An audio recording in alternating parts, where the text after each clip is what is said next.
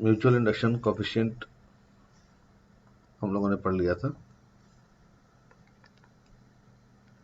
और relation between mutual inductance and self inductance भी हमने पढ़ लिया।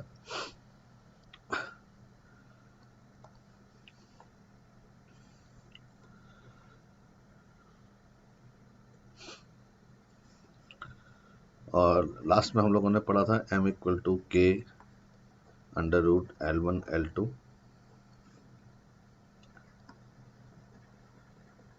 अगर दो कॉइल पास पास रखी होती हैं, k की वैल्यू 0 से बड़ी और 1 से कम होगी। जब कॉइल्स इस तरह से रखी होती है कि इनके परपेंडिकुलर प्लेन रहेंगे, कोई फ्लक्स लिंकेज नहीं रहेगा, तो k 0 रहेगा। और अगर कॉइल्स एक ही कोर पर बाउंडेड रहती हैं, पूरी तरह से जुड़ी रहती हैं, तो k की वैल्यू 1 होती है।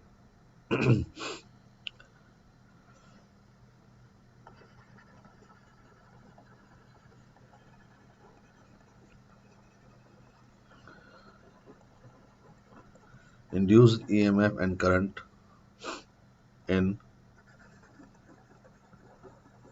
mutual induction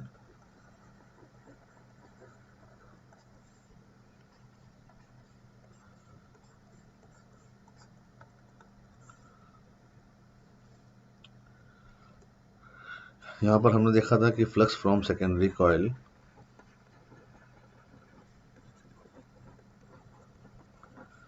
is directly proportional to the current of primary coil.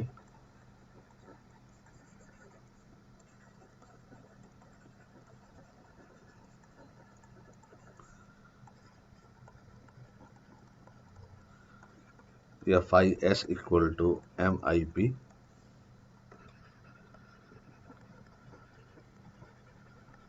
Induced EMF secondary coil में मिलेगा आपको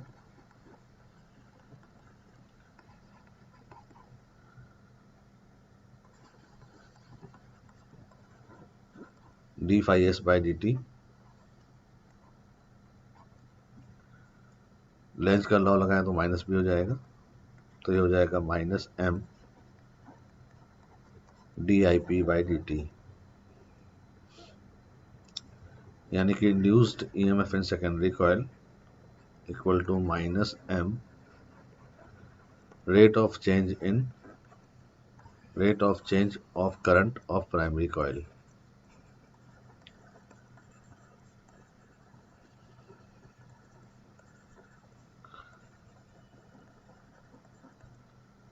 current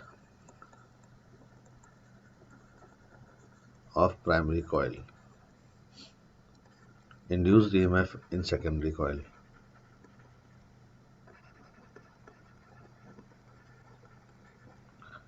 और साथ में अगर इंड्यूस करंट चाहिए आपको,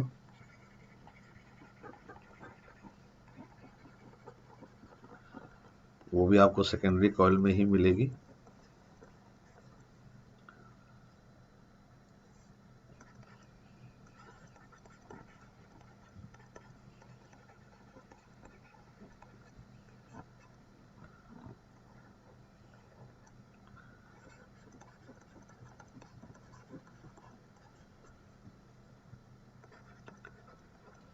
इसमें RS होगा resistance of secondary coil,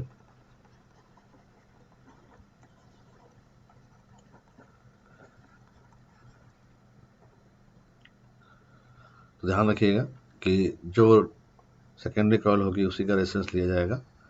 direction of induce current आपको मैंने बताई थी, एक बार फिर बता दूं। डायरेक्शन ऑफ इंड्यूस्ड करंट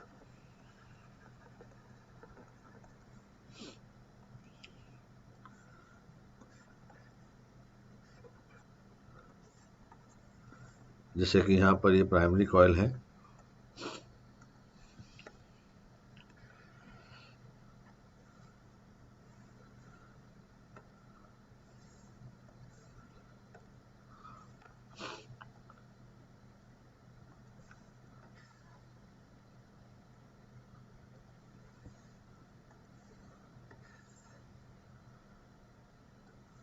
और इसके अंदर एक सेकेंडरी कॉइल रखी है।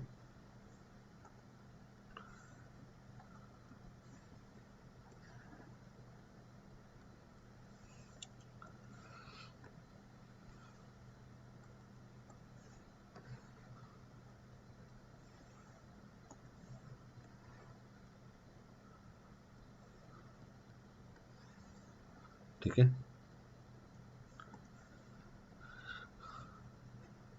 तो यहाँ पर करंट इन सेकेंडरी कॉइल जो होता है, सेकेंडरी कॉइल में जो करंट फ्लो होगी उसकी जो डायरेक्शन होती है वो दो फैक्टर्स पर डिपेंड करेंगी। एक तो प्राइमरी कॉइल किस डायरेक्शन में फ्लो हो रही है और वो इंक्रीज हो रही है कि डिक्रीज हो रही है। जैसे कि ये प्राइमरी करंट है, तीनों केसेस में मैं प्राइमरी करंट इसी तरह से बना देता हूँ।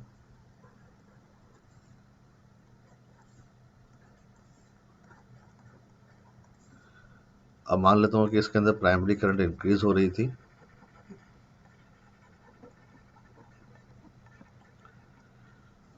तो जब इसमें प्राइमरी करंट इंक्रीज हो रही थी तो सेकेंडरी कॉइल में जो इंड्यूस्ड करंट आएगी वो इसके अपोजिट डायरेक्शन में आएगी।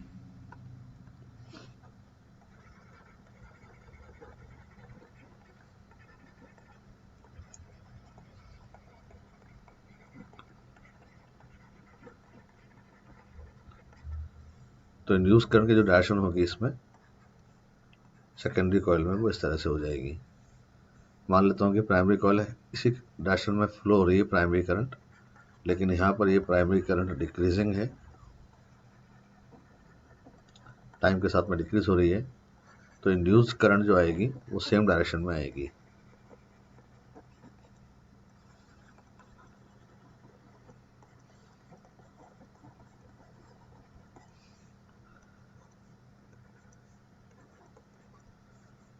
सेकेंडरी में, और अगर प्राइमरी करंट कांस्टेंट है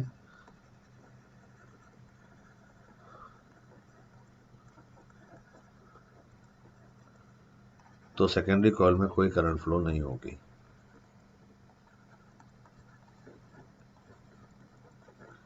तो इस केस में इस वाली कॉइल के अंदर, सेकेंडरी कॉइल के अंदर कोई करंट आपको दिखाई नहीं देगी। तो इस तरह से आप इंड्यूस करंट की डायरेक्शन पता लगाएंगे। ठीक है,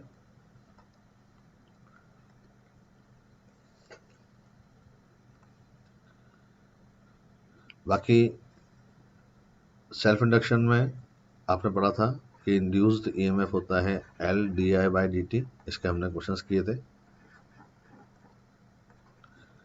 और म्यूचुअल इंडक्शन में तो बिल्कुल वही के वही क्वेश्चन आपको मिलेंगे जो कि सेल्फ इंडक्शन में मिलते थे, बस यहाँ पर ये सेल्फ इंडक्शन था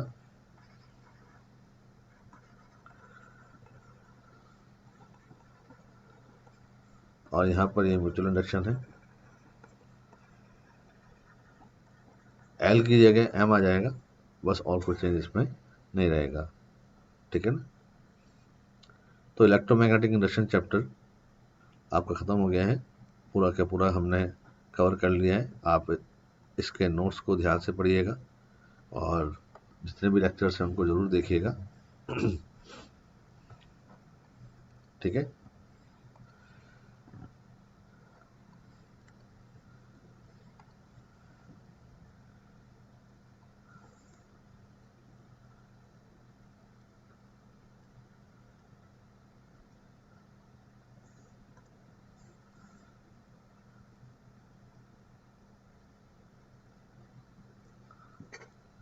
नया चैप्टर स्टार्ट करेंगे हम, जिसका नाम होगा ऑल्टरनेटिंग करंट। एक छोटा सा टॉपिक इसमें और आता है, हालांकि उसके क्वेश्चंस कभी कभी आते हैं तो मैं वो भी करा देता हूँ ताकि पूरी तरह से कंप्लीट हो जाए, और वो है एडी करंट्स।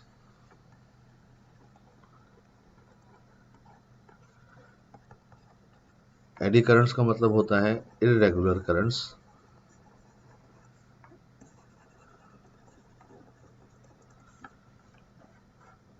एडी करंट्स कब प्रोड्यूस होती हैं?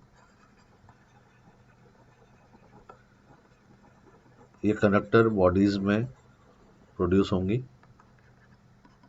पहली बात। दूसरी बात, जब आप इनको मैग्नेटिक फील्ड में रखेंगे,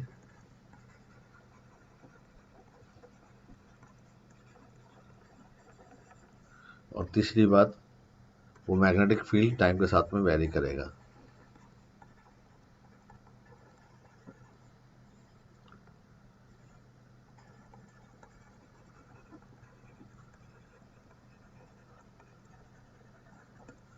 ये 3 कंडीशंस होंगी, इंपॉर्टेंट कंडीशंस होंगी।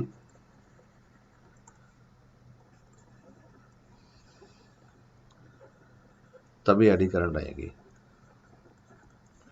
Eddy currents was discovered by Foucault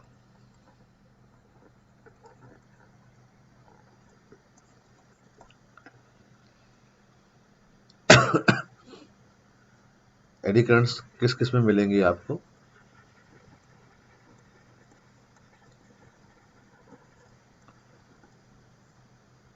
जैसे कि कोई कंडक्टिंग प्लेट हुई,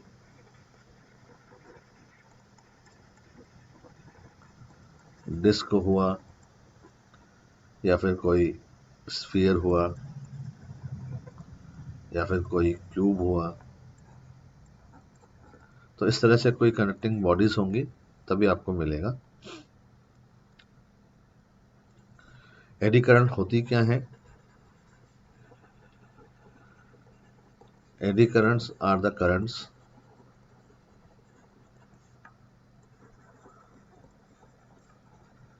which are produced by the free electrons found in the conductors। इसलिए ये केवल कंडक्टर्स में मिलेंगी, क्योंकि फ्री इलेक्ट्रॉन केवल कंडक्टर्स में मिलते हैं। इसको हम यहाँ क्यों पढ़ रहे हैं? क्योंकि एडी करंट्स जो होती हैं वो वास्तव में इंड्यूस्ड करंट्स ही होती हैं।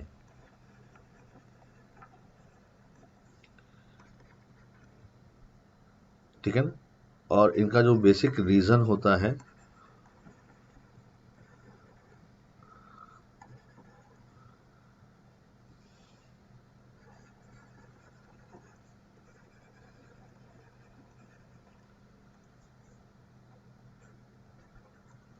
वो टाइम वेरिंग मैग्नेटिक फील्ड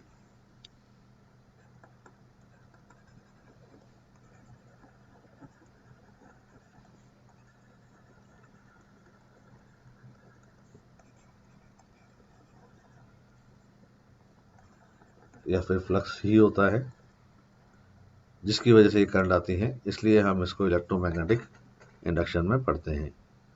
तो यहाँ से आप नोट कर लीजिए इसको।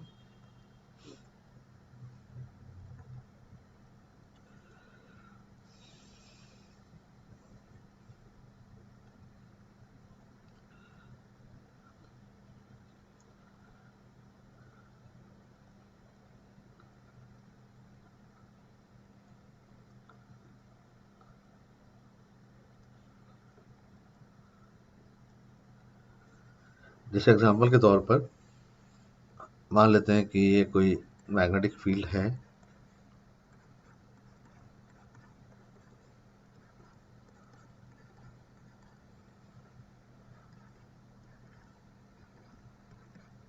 और इस मैग्नेटिक फील्ड के अंदर आपने कोई कनेक्टिंग बॉडी रख दी है। मान लीजिए कोई कनेक्टिंग प्लेट रख दी है। कनेक्टिंग प्लेट मतलब इस टाइप की प्लेट, ये प्लेट रख दी है। तो ये कंडक्टिंग प्लेट है।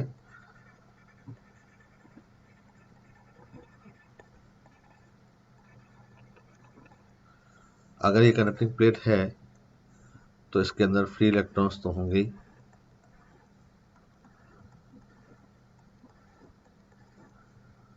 ठीक है ना? अब ये क्रॉस मैग्नेटिक फील्ड है जो इस पर लगाया गया है। तो आपको दिख रहा है यहाँ पर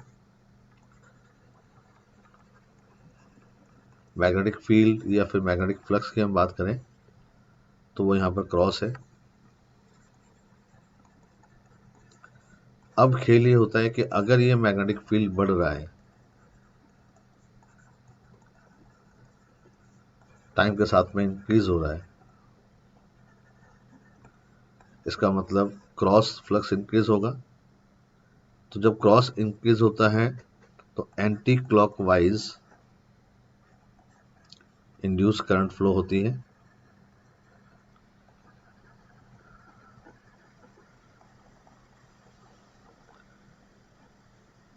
इलेक्ट्रॉन क्योंकि नेगेटिव चार्ज है, तो जब इलेक्ट्रॉन क्लॉकवाइज घूमेगा तो इस इलेक्ट्रॉन की करंट जो आएगी वो एंटी क्लॉकवाइज आएगी।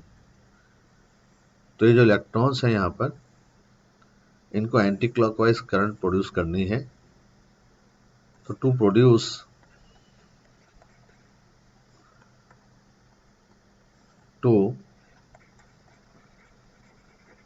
प्रोड्यूस एंटी क्लॉकवाइज करंट, ये जो फ्री इलेक्ट्रॉन्स होंगे ये रोटेट करने लगेंगे या सर्कुलेट करने लगेंगे किस डायरेक्शन में? क्लॉकवाइज डायरेक्शन में। तो इलेक्ट्रॉन जहां भी होंगे अपनी जगह पर ही क्लॉकवाइज डायरेक्शन में घूम जाएंगे।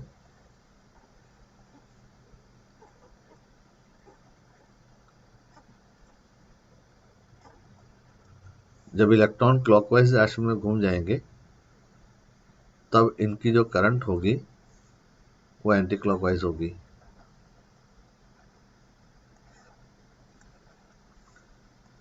तो इलेक्ट्रॉनों को एंटी क्लॉकवाइज करंट लाने के लिए क्लॉकवाइज घूमना पड़ गया। अब आप इस कंडक्टिंग प्लेट को अगर अंदर से देखेंगे तो इस कंडक्टिंग प्लेट जो पहले थी, ये कंडक्टिंग प्लेट थी, इसके अंदर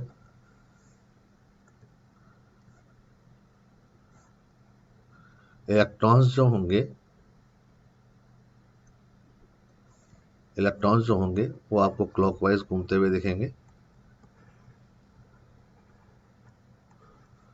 जहां भी इलेक्ट्रॉन थे वहीं पर वो क्लॉकवाइज घूमते रहेंगे।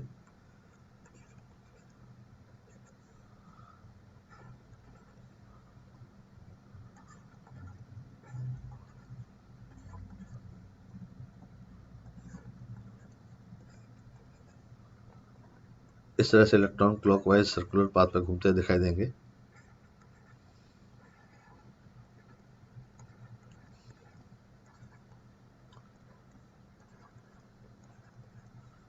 इलेक्ट्रॉन के क्लॉकवाइज घूमने की वजह से इसके अंदर एंटी क्लॉकवाइज करंट आएंगी। इलेक्ट्रॉन यूं घूम रहा है तो करंट अपोजिट डायरेक्शन में आएगी।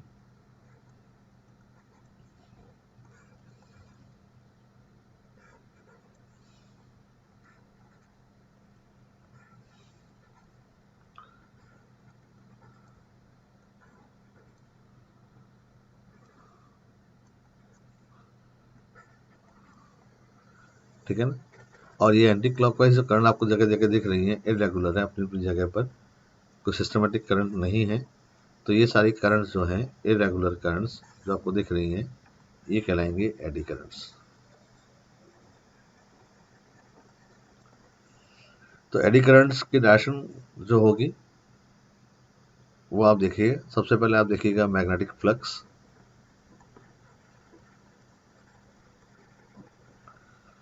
उसके बाद आप देखिएगा कि उसमें चेंज क्या हो रहा है, मैग्नेटिक फ्लक्स या फिर फील्ड चेंज क्या हो रहा है।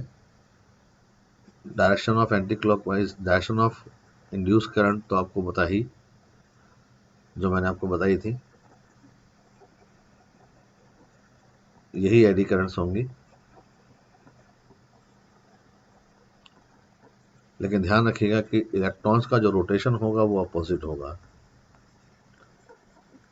क्वेश्चन में क्या पूछा गया है ये इंपॉर्टेंट है कि वो इंड्यूस करंट की डायरेक्शन पूछ रहा है या रोटेशन ऑफ इलेक्ट्रॉन्स पूछ रहा है। तो जैसा मैंने पहले आपको बताया था कि जब कभी क्रॉस मैग्नेटिक फील्ड जब इंक्रीज होता है तो एंटी क्लॉकवाइज करंट आती है, एडी करंट, इलेक्ट्रॉन का रोटेशन क्लॉकवाइज होगा। तो इस एक लाइन से आपको बाकी चार बातें याद हो जाएंगी कि अगर क्रॉस डिक्रीज हो रहा होगा तो ये क्लॉकवाइज होगा, इलेक्ट्रॉन का रोटेशन एंटी क्लॉकवाइज हो जाएगा। क्रॉस की बजाय अगर डॉट इंक्रीज हो रहा होता, क्रॉस के इंक्रीज होने पर एंटी क्लॉकवाइज था, तो यहाँ ये क्लॉकवाइज और यहाँ पर एंटी क्लॉकवाइज हो जाएगा। डॉट अगर डिक्रीज होगा तो इस तरह से आप इलेक्ट्रॉन का रोटेशन और डायरेक्शन ऑफ एडी करंट्स पता लगाएंगे। अब एडी करंट के इफेक्ट क्या होते हैं और क्यों हमें इनको पढ़ना पड़ रहा है।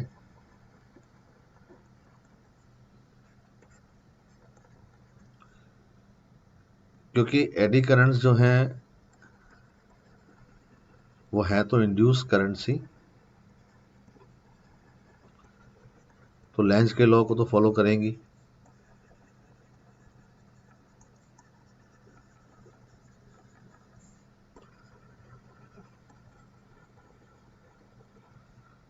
लेंज लॉ,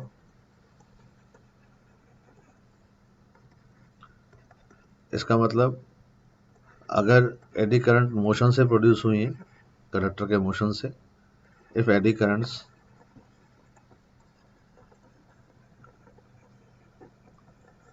are produced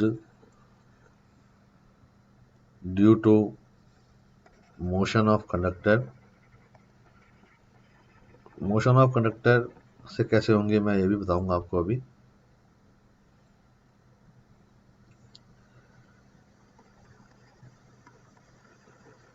तो ये उस कंडक्टर के मोशन का अपोज करेंगी।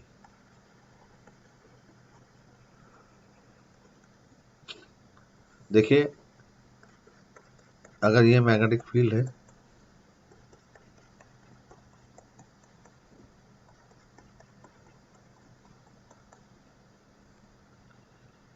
और इस मैग्नेटिक फील्ड के अंदर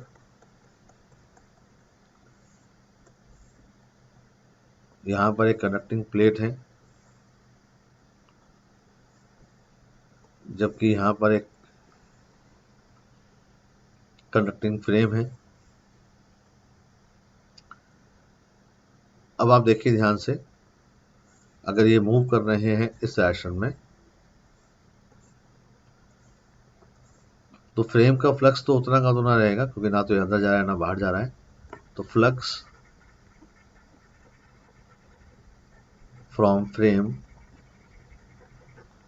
क्योंकि यहाँ पर कांस्टेंट है तो इसके अंदर कोई इंड्यूस ईएमएफ नहीं होगा और इसके अंदर कोई इंड्यूस करंट भी नहीं होगी। इसमें इंड्यूस ईएमएफ करंट तभी होगा जब या तो ये फ्रेम फील्ड के अंदर एंटर करे या फिर बाहर की तरफ निकले, ठीक है ना।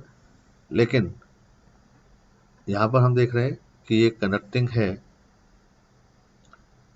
है तो जाहिर सी बात है कि इसमें फ्री इलेक्ट्रॉन्स तो हैं ही, और जहाँ जहाँ ये कनेक्टर जाएगा उसके साथ साथ ये फ्री इलेक्ट्रॉन्स भी जाएंगे। अब हम ये मान सकते हैं कि इस मैग्नेटिक फील्ड के अंदर ये इलेक्ट्रॉन इस तरफ से मूव कर रहा है तो मैग्नेटिक फोर्स इनके ऊपर लगेगा जो होता है QVB sin थीटा, उसके हिसाब से इनमें रोटेशन आने लगेगा, सर्कुलर पाथ पर ये रोटेट करने लगेंगे। अगर ये पॉजिटिव चार्ज होता तो ऊपर की तरफ रोटेट करता, लेकिन इलेक्ट्रॉन तो नेगेटिव चार्ज है तो ये क्लॉकवाइज डायरेक्शन में रोटेट करने लगेंगे। तो इस तरह से सारे के सारे इलेक्ट्रॉन्स क्लॉकवाइज डायरेक्शन में रोटेट करने लगेंगे।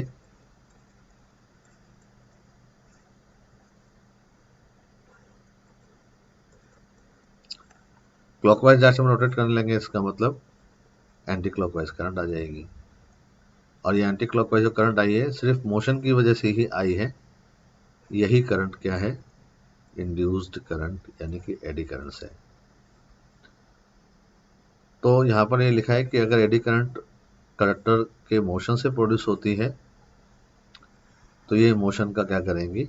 अपोज करेंगी। इसको दोबारा लिख लीजिएगा आप। सबसे इंपॉर्टेंट टेबल है, इस टेबल को लिखिएगा।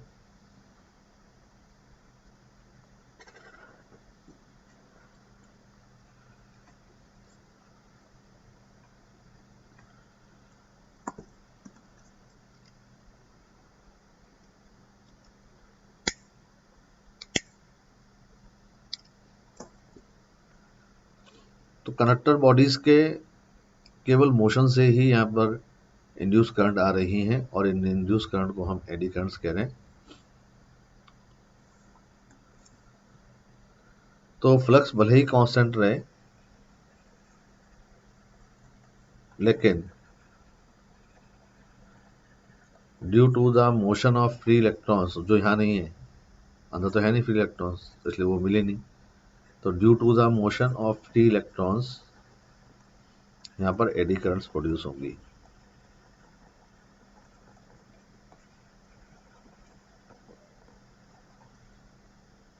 इसका मतलब जब ये मोशन से प्रोड्यूस हो रही हैं तो एक बात बिल्कुल क्लियर हो गई कि एडी करंट्स हमेशा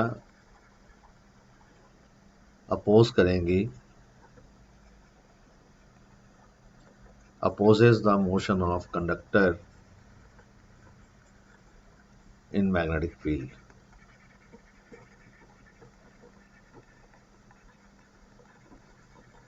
किसी भी डायरेक्शन में ये मूव करता, एडी करंट्स हमेशा कंडक्टर के मोशन का अपोज करेंगी। और मोशन का अपोज करेंगे इसका मतलब मोशन को कम करने की कोशिश करेंगी। तो फिर ड्यू टू द अपोज, इस अपोज की वजह से क्या होगा? रिटार्डेशन आने लगेगा, मोशन के अंदर मंदन आने लगेगा।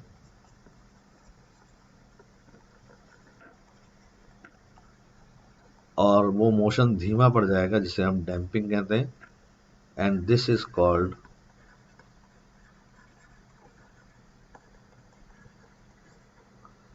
Electromagnetic damping.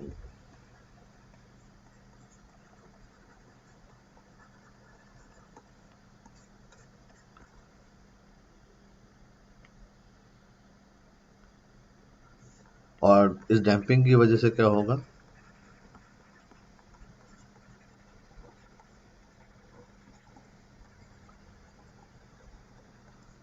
Motion of conductor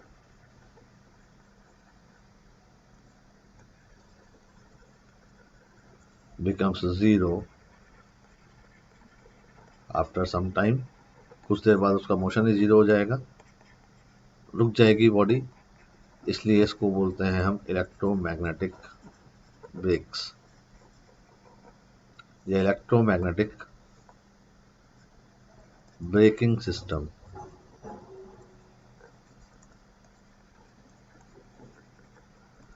तो रेलगाड़ी वगैरह में इलेक्ट्रोमैग्नेटिक ब्रेक आपको चाहिए तो वहां पर आप एडी करंट्स को यूज कर सकते हो। दूसरा इफेक्ट जो होता है, क्योंकि करंट तो है ही, तो एडी करंट्स की वजह से हीट प्रोड्यूस होती है, जिसकी वजह से कंडक्टर गर्म हो जाता है।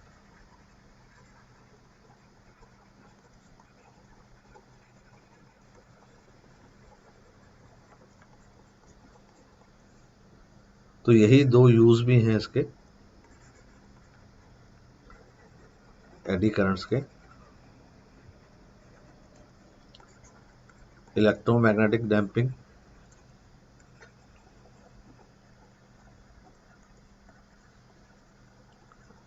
डैम्पिंग मतलब मोशन को धीमा करना, जिससे हम बनाते हैं electromagnetic breaks.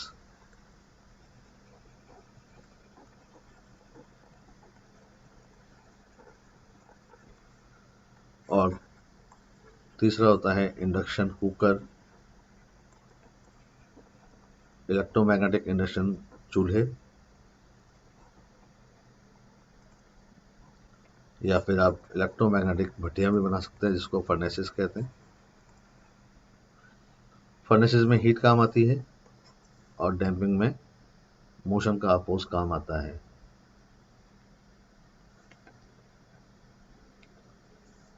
How to reduce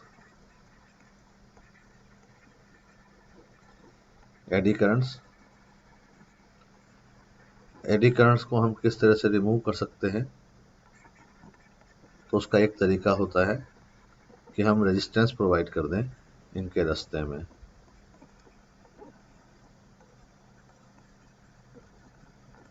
अब ये रेजिस्टेंस हम कैसे प्रोड्यूस करते हैं, एयर गैप से।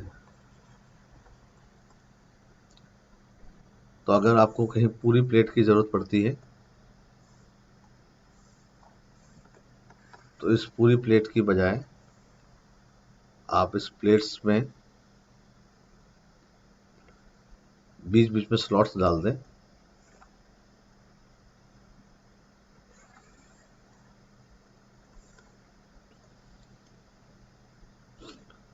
अगर आप इसमें स्लॉट्स डाल देंगे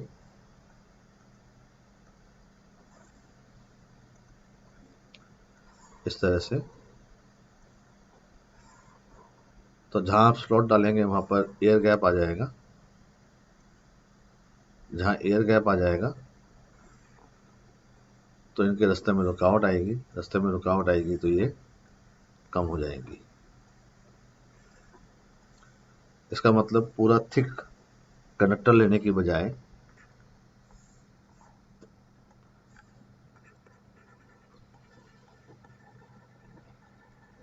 आप थिक कनेक्टर लेंगे तो इसमें ज़्यादा एडी करंट्स होंगी,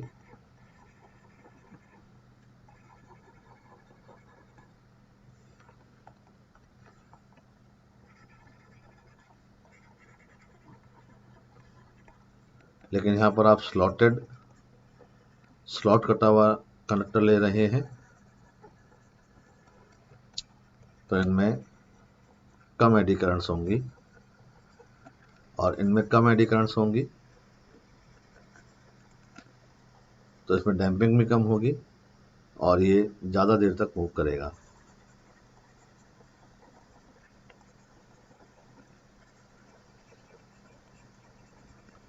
क्योंकि इनमें एडी करंट मोशन का अपोज नहीं कर पाएंगी, मोशन का अपोज नहीं कर पाएंगे तो फिर ये ज़्यादा देर तक मूव करेगा। दूसरा तरीका ये होता है कि आप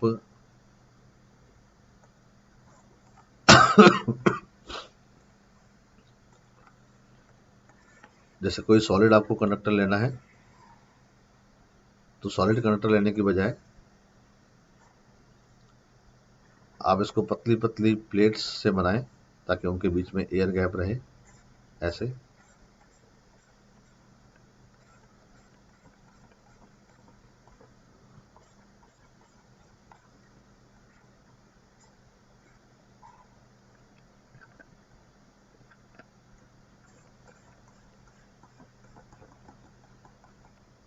ठीक है ना।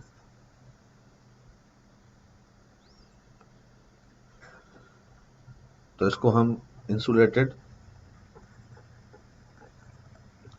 आइसोलेटेड प्लेट्स से मिला करके बनाते हैं। जैसे कि हम ट्रांसफार्मर की कोर आपने देखी होगी, पतली पतली पट्टिकाएं होती हैं उसमें, ताकि बीच में एयर गैप आ जाए, और ये एयर गैप आने से एडी करंट लॉस कम हो जाएगा। तो एडी करंट को आप रिवाइज करिएगा, इसमें कोई फॉर्मूला नहीं है, थ्योरेटिकल क्वेश्चन इसमें कई बार पूछे गए हैं नीट के अंदर, तो आप उसको ध्यान से देखिएगा और जहाँ जहाँ आपको लगे तो आप स्क्रीन को रोक करके और स्क्रीनशॉट लेकर के नोट्स लिखिएगा। डीपीपी कंप्लीट कर लीजिएगा, और आप लोग व्हाट्सअप करते ही हैं तो मैं आपको रिप्लाई कर ही देता हूँ। मिलते हैं नेक्स्ट वीडियो में, स्टार्ट करेंगे हम ऑल्टरनेटिंग करंट। बाय।